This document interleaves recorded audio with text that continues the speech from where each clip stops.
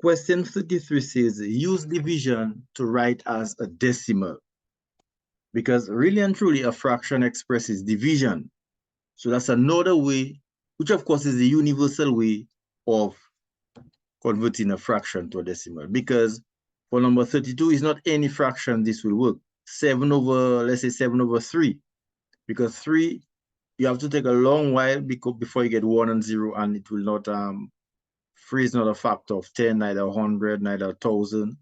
Okay, so 3 will not be an adequate number. So it will take a long while, and sometimes it is impossible. So it's not any number you can put there for number 32. But for number 33, any fraction can be converted to a decimal by dividing. So this is the assignment question. You have A, B, and C. You can start with E. 3 divided by 5.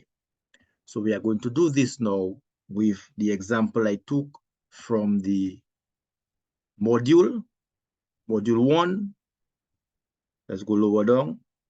Use division to write as a decimal. And this is the one we are going to do. Here it is. 4 and 7 over 8.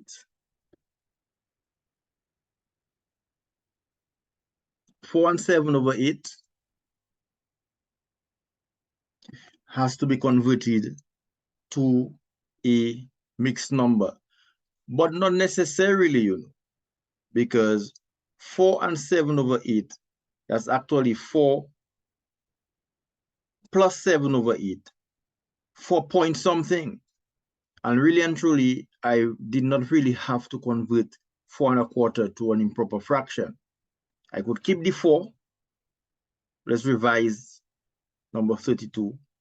See, there are different ways of doing the same thing. I could have kept the 4 and work with the quarter alone, and just add it to the 4 because 4 1/4 is actually 4 plus 1/4.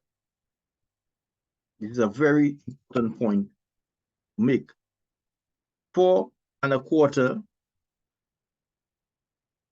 is actually 4 plus 1/4, because remember, we are actually saying 4 and 1/4, and it's plus algebra, arithmetic also.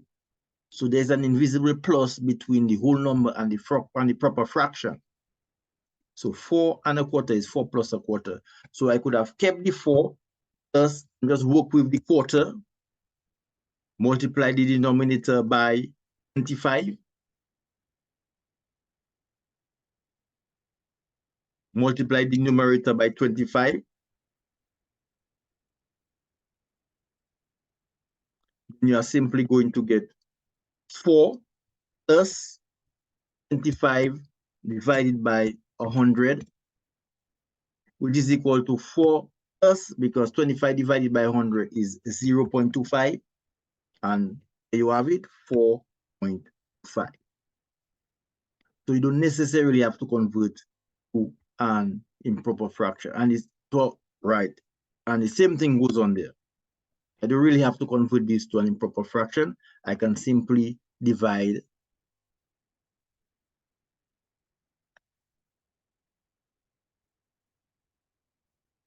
I can simply rewrite this as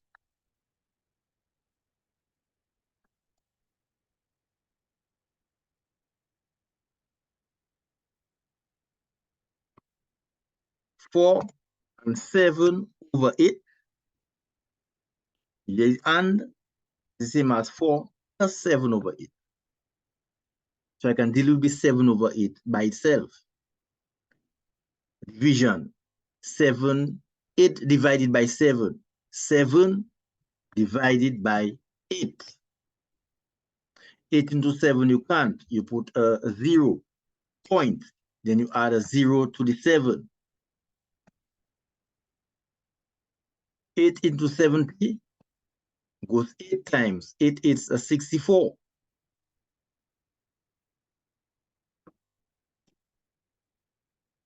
That's long division, eh? But yes, you have your calculator, so you probably have gotten the answer already in a jiffy. Then you subtract. We're going to get 70 minus 64 will give us 6.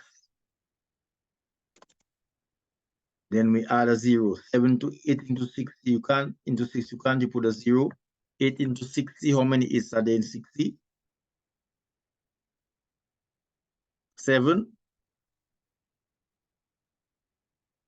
7 is how much?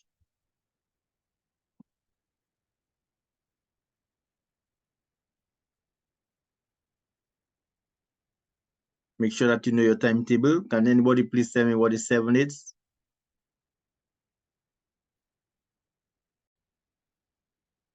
So 7 is a 56. So even though you can use your calculator, it's always good to do this to get accustomed with the numbers. And then you subtract 60 minus 56. We're going to get 4.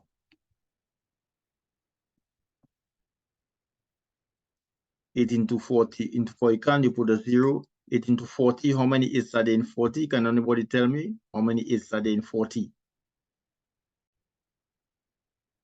So 8 into 40 goes 5 times, 5 is a 40, and that's it.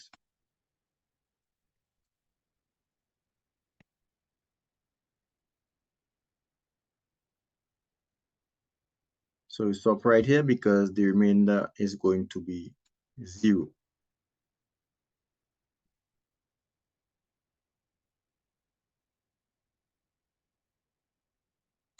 0 minus 0 is 0. 4 minus 0 is 0. So 8 into 7 is 0.875.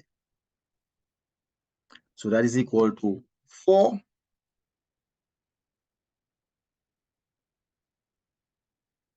plus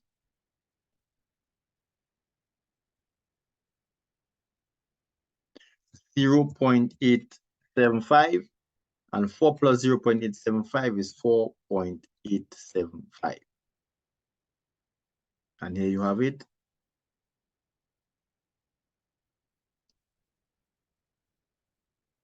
Using division to convert 4 and 7 over 8 to a